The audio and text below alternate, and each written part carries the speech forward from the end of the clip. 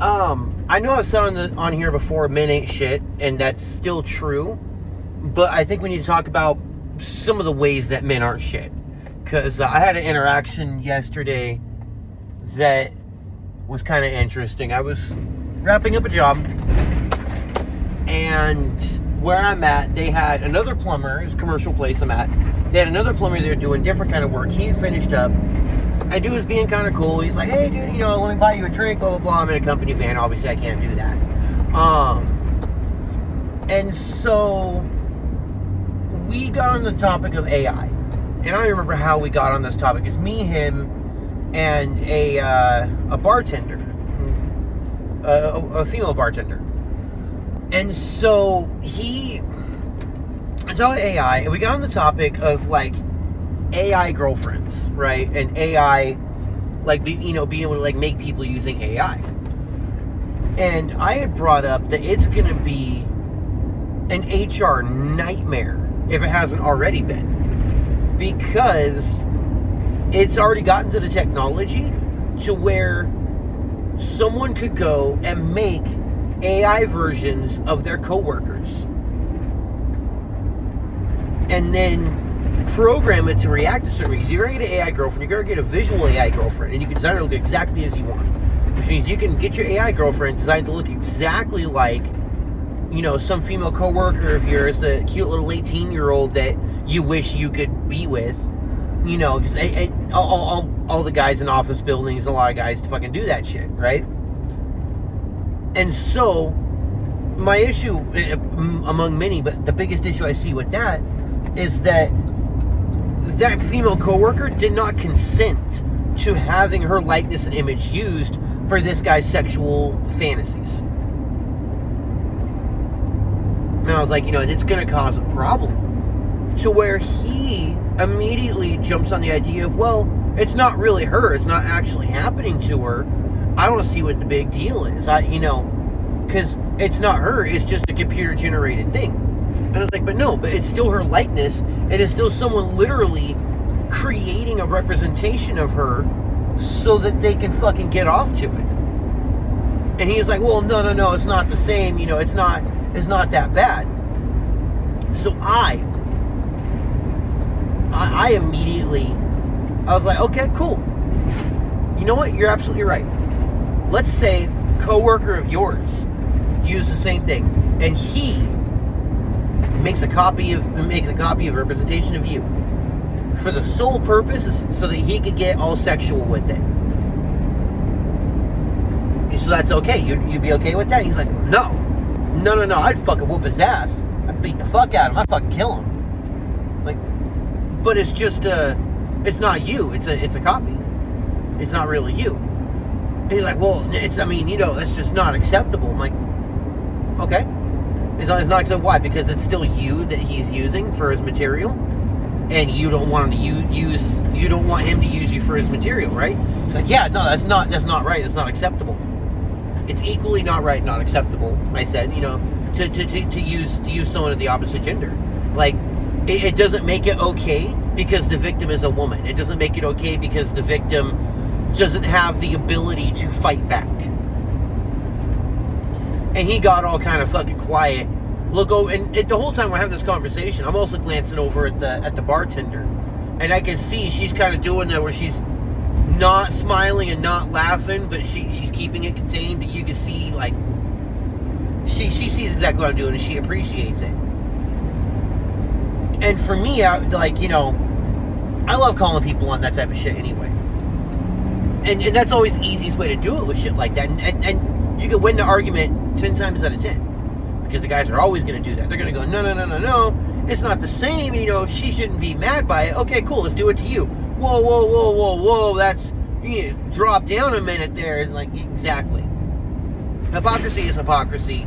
Unacceptable is unacceptable. It does not matter. The genders don't matter. Like, I like to talk, I haven't talked about here on yet, but like, I love doing the gender swap test with stuff. If we swap the genders around, we move around the genders, what does it do?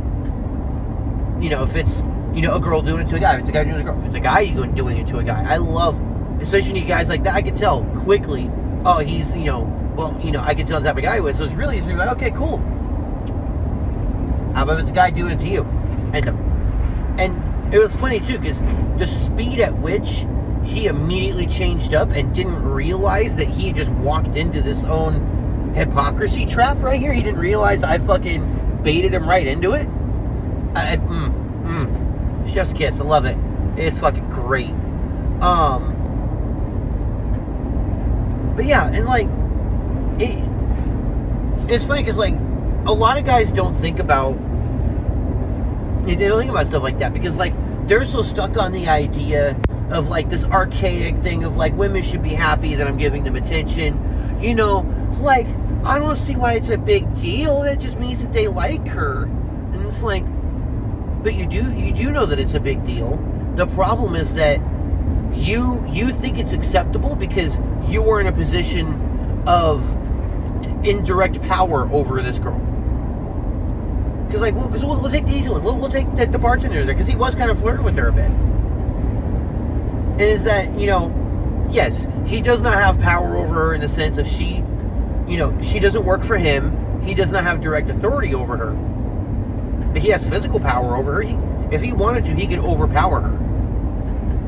Not only that, but in a lot of cases, especially in hospitality and service industries, you know, it's not uncommon for women to get complaints against them from guys that are mad because the woman was too mean to them because she shot him down and fucking wouldn't put up with his shit. And I'm not saying this guy would do that. I'm not saying this guy would physically overpower her.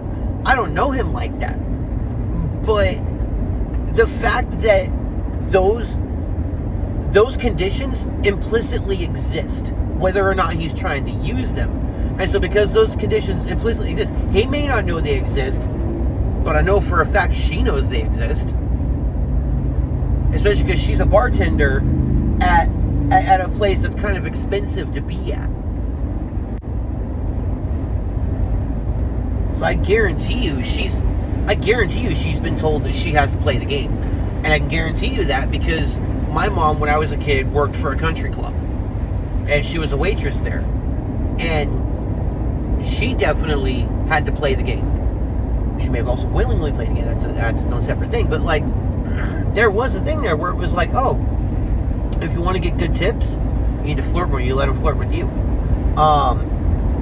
If you don't want to get in trouble, especially with the guys who spend a lot of money, the guys who, you know, really have some wealth on them, you know, some influence to them, you have to play the game. You have to put up with it because otherwise they're going to go to management and they're going to go, I don't like the way that this girl treats me. I don't like the way that she, you know, I don't like the way that she talks to me. I don't like the fact that she is doing this. And they're going to go, look, you need to be nice to him because he's wealthy and he spends a lot of money here and he has a position of status. And so it's one of those things where it's like, he may not know that he has her in a position where she cannot safely say no and assert her, you know, her autonomy like that. But he does. And it's one of those things, I'll admit, I didn't know about this. Like, I didn't understand this until it was explained to me. And it wasn't because I was like some fucking anti-woman, red-pilled, motherfucker. It's because, like, it just didn't dawn on me. I've had different experiences. Like, growing up, male presenting, you know, raised to be a male, raised to be a tough male, is that, like, there is no one who has implicit power over me. Because I have the ability to use violence to enact my autonomy.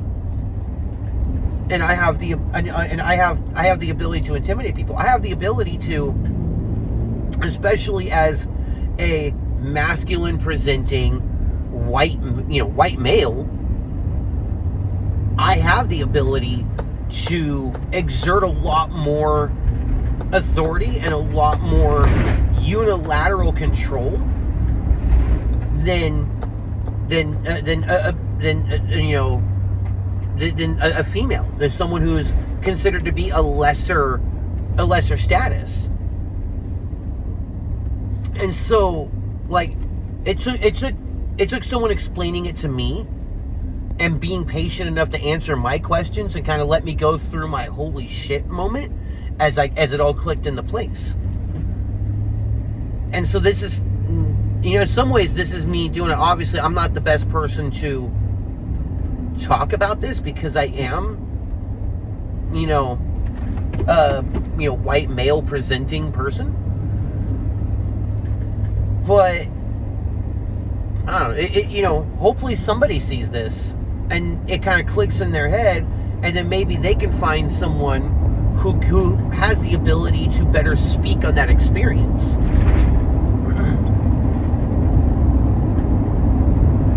I don't know. And like, as well as it's a rabbit hole too. If you're a good person, you're a decent person, you start going down that rabbit hole a little bit, and it's gonna open your eyes up to a lot of shit in the world.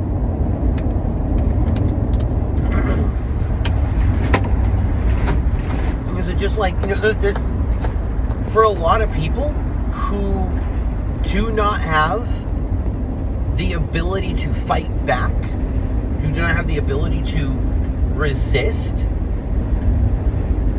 instead they rely on basically just like laying there and hoping it'll be over soon.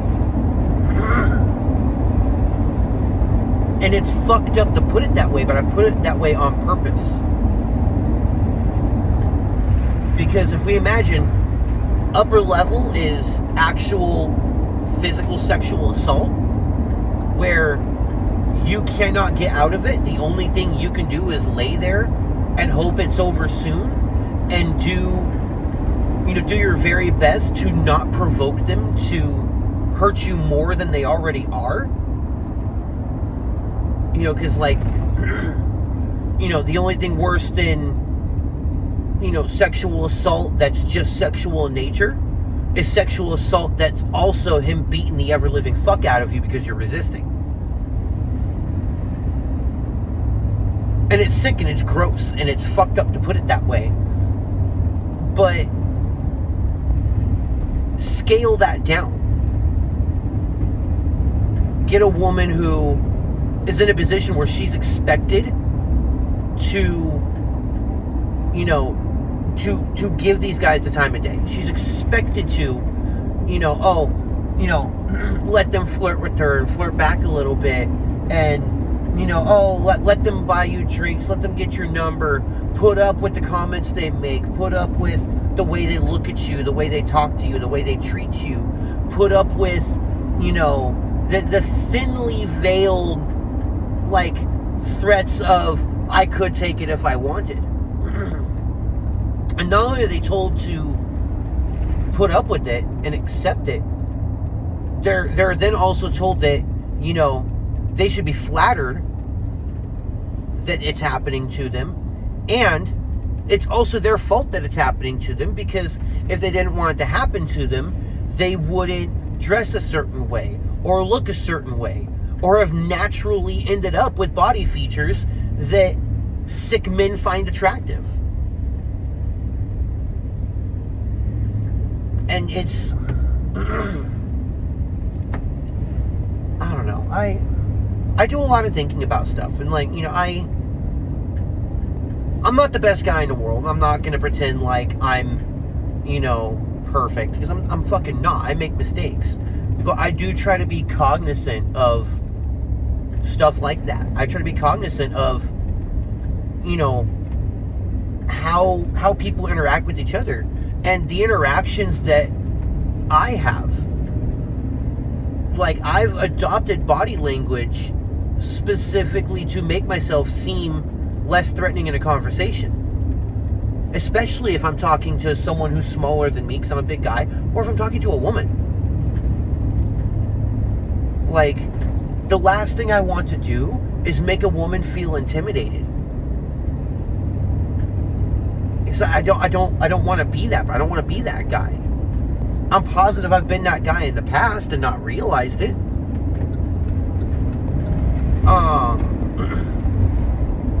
I don't want to be that guy. I don't want to activate someone else's fucking fight or flight survival instincts, because that's not fair to them. And like I said, I don't want to be that person. I'm gonna say this: it's also not fair to me, because I don't want to be seen as that. I don't want to be that.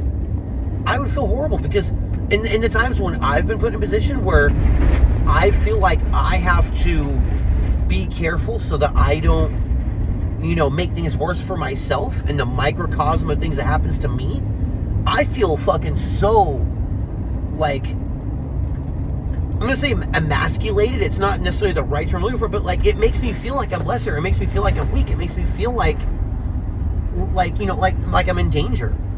And that's something I'm not used to feeling. And so the last thing I want to do is make someone else feel that way.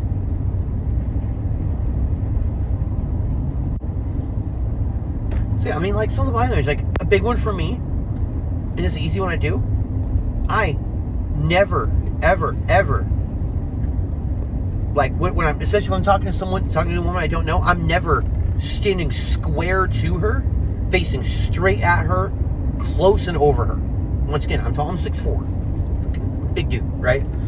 I'll do a lot of, like, I will stand sideways, so that, like, as as we're talking, we're side by side with each other, or we're like this, we're, at an angle to each other. So in no way, shape, or form am I directly, like, putting myself as oppositional challenge to that person, right? Never. Another thing I'll do, I do not stand in the only doorway, the only exit, because it can be seen as me controlling the means of escape.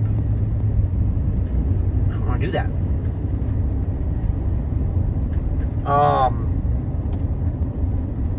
Yeah.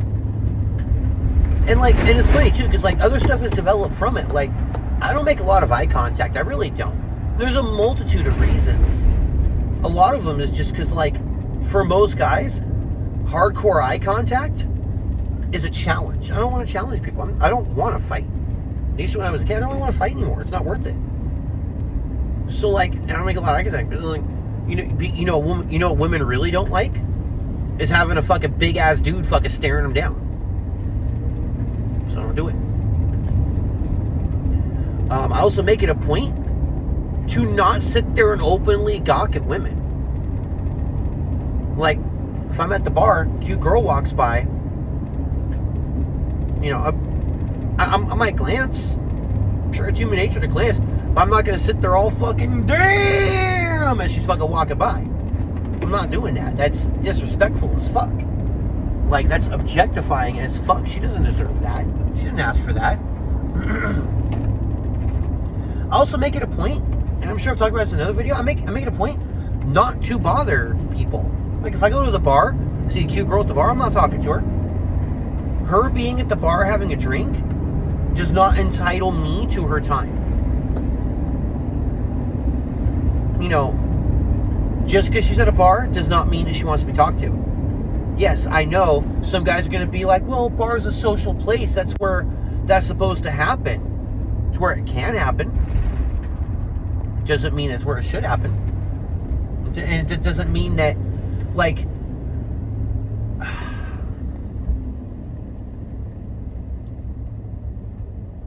I'm thinking this as I'm talking about it, it's kind of squaring in my head a little bit more. I think a lot of men see women as objects. We know that. That's normal. But they also, when they see women out in the wild, they only look at them in terms of what they're useful for. Like, because you always hear a lot of, like, well, if she didn't want this, why did she do this? Why was she at that place? Like, I've heard guys, because I've talked to other guys about this, about not talking to girls at the bar, and they're like, well, if she didn't want to be talked to, why is she there? And it's like, nobody ever really talks to guys, or talks about guys like, well, if that guy didn't want to do this, why was he there? They don't talk about it like that, because the idea is that a man doesn't have to have a reason to be where he is. And a man doesn't, him being in a place doesn't, and it doesn't mean that he has to serve a function. And a lot of guys apparently think that it's, for women, it does mean those things. That, if she's in a bar, that must mean that she's there to be talked to. Or that if she's in a bar, that must mean she wants to be talked to. And it's not the fucking case. And and like I said, like I'm kind of like, I'm finding the words for it as I'm talking about it, because it's stuff where it's like, in my heart of hearts, I know it, like I just understand it, but then it's when it's saying it out loud, and my brain starts finding the words to actually describe it and like understand it, like understand it in a way that's tangible, instead of just like understanding it on like a biological, like it's like when your brain goes, something is wrong, and then you actually can articulate what's wrong. But yeah, no, it's fucking, I don't know. Men ain't shit for a multitude of reasons. That's another one. Yeah. And I think the other thing too, and I'm seeing this because I posted up a meme, and it spawned a whole ass argument, which has been fun to watch. But it seems like a lot of guys are willing to defend other men who do heinous shit on the most flimsiest grounds. Like,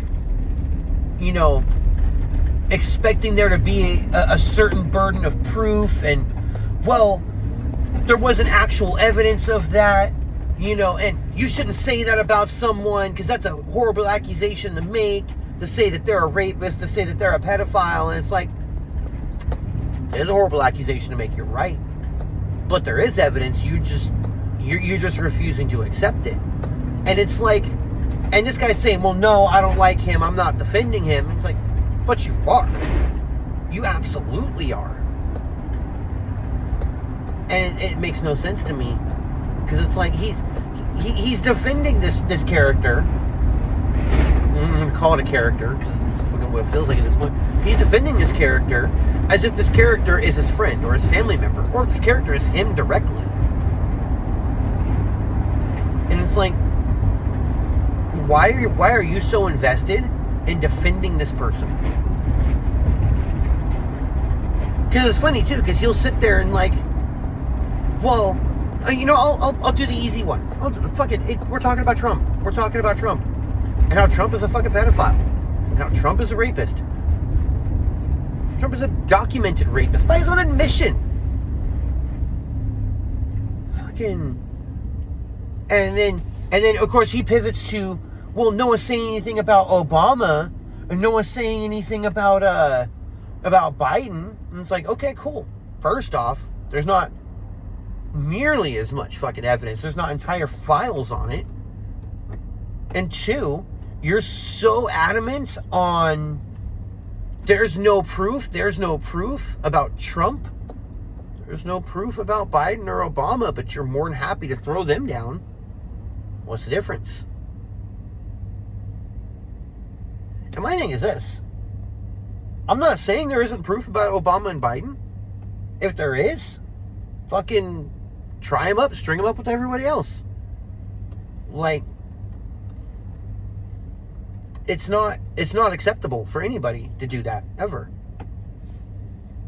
But then just men will defend the most fucking heinous shit because they feel like, it's because they feel like when people say men ain't shit, that they're personally being attacked.